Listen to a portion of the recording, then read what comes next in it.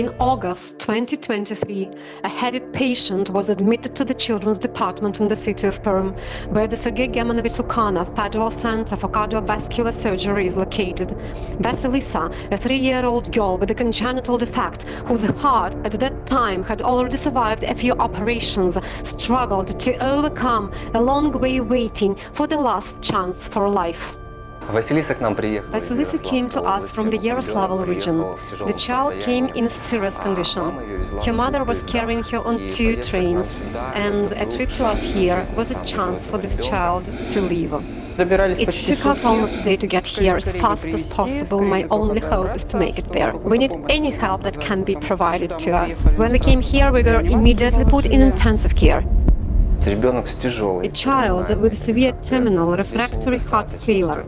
This is the situation when no drugs at maximum doses can help the child. She was barely breathing, the pressure was low, she was anemic. Absolutely nothing could interest her. A dying child. We didn't know what to do with her. For about 2 months, she circulated between the emergency room and the room in the ward, getting better, getting worse, better again, worse again. Every day could be the last. She could die at almost any moment. The heart function was so reduced that even, for example, children of this age should have an ejection fraction of almost 60%. She had from 2.5 to 5% only. The small body of 3-year-old Vasilisa, weighing only 10 kilograms, was unable to survive a donor heart transplant. Speaking about elder patients, in such cases, the center's doctors had previously implanted the HeartMate 3 left ventricular mechanical support system, but the device, which supports the pumping function of the heart, was originally developed for adults, and at that time, only 44 pediatric patients had it in Russia. But all these children were significantly older in age and had higher physical parameters compared to Vasilisa. HeartMate 3 is by far the most advanced device available for long-term mechanical circulation support of left ventricular bypass. There is a magnetic levitation scheme that is similar to cosmic, when the turbine that drives the blood constantly levitates in the magnetic field. Therefore, it doesn't touch the walls of the capsule which it finds. So we were thinking if we could implant this device in the chest of such small child. Disputes continued for a very long time.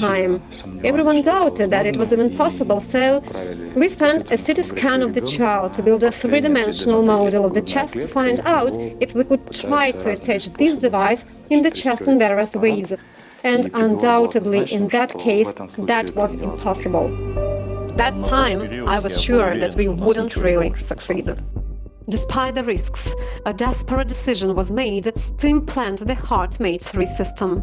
The operation was obviously associated with many difficulties, primarily related to the location of the device in the chest of a small patient. The HeartMate device replaces the function of the left ventricle, but the right parts of the heart also contracted very poorly.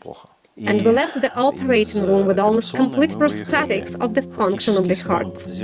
On the right departments of the heart, we also had to install mechanical support, only external. This is the so-called right veneer bypass. We see how enlarged the heart is. That is as a manifestation of severe heart failure. The pump takes blood from the left ventricle, then the blood enters the aorta along the main line, and here we see the supply cable. This cable monitors the operation of the system. We used to lie down earlier, we were heavy, but now we are allowed to walk. The aim is that the child would have a childhood and doesn't spend the youngest years of her life chained to a hospital bed or to trips to clinics, to endless restrictions, so that she can afford herself to lead a normal life. The better the child lives childhood, the more prepared adult he or she can become in the future. Now at the moment, as far as you can see, she rejoices, smiles, waves her hands, but if you don't know that she has a device installed, she creates the impression of an absolutely healthy child.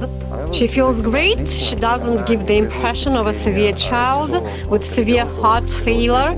On the contrary, she's positive, she's cheerful, she eats well, studies the phone, the internet, she communicates.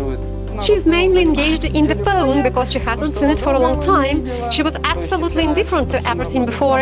As she had such a condition, she didn't eat anything, she didn't want anything. But now she's active and she pays attention to almost everything around her. Now, Vasilisa's heart is inseparably linked by a cable that connects the pump inside the heart and the external controller. When Vasilisa grows up, a suitcase with batteries can be replaced with a comfortable pack. A few months after the life-saving surgery, Vasilisa and her mother finally went home. The smallest girl in the world, whose desperate heart has received its long-awaited charge for life.